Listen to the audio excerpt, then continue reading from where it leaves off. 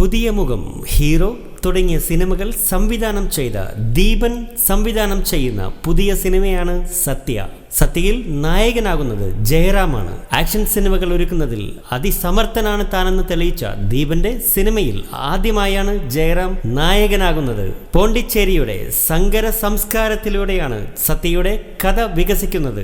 മലയാള സിനിമയ്ക്ക് തീർത്തും അപരിചിതമായ ഒരു വിഷയമാണ് സത്യയിലൂടെ ദീപൻ അവതരിപ്പിക്കുന്നത്.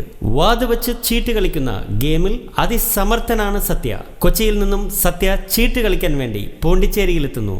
വാതുവച്ചുള്ള ചീട്ടുകളിയിലെ പോണ്ടിച്ചേരിയിലെ പുലിയായ ഡേവിഡിന്റെ മുമ്പിലാണ് സത്യ ചീട്ടുകളിക്കായി എത്തുന്നത്. പക്ഷേ ഡേവിഡുമായുള്ള വാതുവച്ചുള്ള ചീട്ടുകളിയിൽ സത്യ ഡേവിഡിനോട് തോൽക്കുന്നു. തോൽവി എന്തെന്നറിയാത്ത സത്യയുടെ ജീവിതത്തിലെ ആദ്യ സംഭവമായിരുന്നു ഡേവിഡുമായുള്ള കളിയിലെ തോൽവി. സത്യയുടെ കയ്യിലെ പണം തീരുന്നു. പണം ഇല്ലാഞ്ഞിട്ടും സത്യയെ വീണ്ടും കളിക്കാൻ ഡേവിഡ് അനുവദിക്കുന്നു. ഒപ്പം വലിയൊരു ഉത്തരവാദിത്വവും ഡേവിഡ് സത്യയുടെ ചുമലിൽ വച്ചുകൊടുത്തു. ഡേവിഡിന് കൊടുത്ത വാക്ക് പാലിക്കുവാൻ സത്യ നടത്തുന്ന ശ്രമങ്ങൾ ഒരു യാത്രയിലൂടെയാണ് അവതരിപ്പിക്കുന്നത്.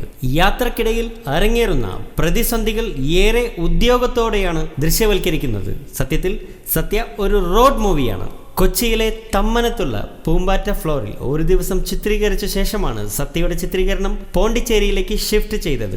ജയറാം, തമിഴ് നടനും സംവിധായകനുമായ രാജ് കപൂർ, തമ്പു നെൽസൺ, റോമ, നിഖിത എന്നിവരാണ് ചിത്രത്തിലെ പ്രധാന കഥാപാത്രങ്ങൾ. ഇതിൽ ജയറാമിന് 2 നായികമാരാണ്. റോമയും നിഖിതയുമാണ് ജയറാമിന്റെ നായികമാർ.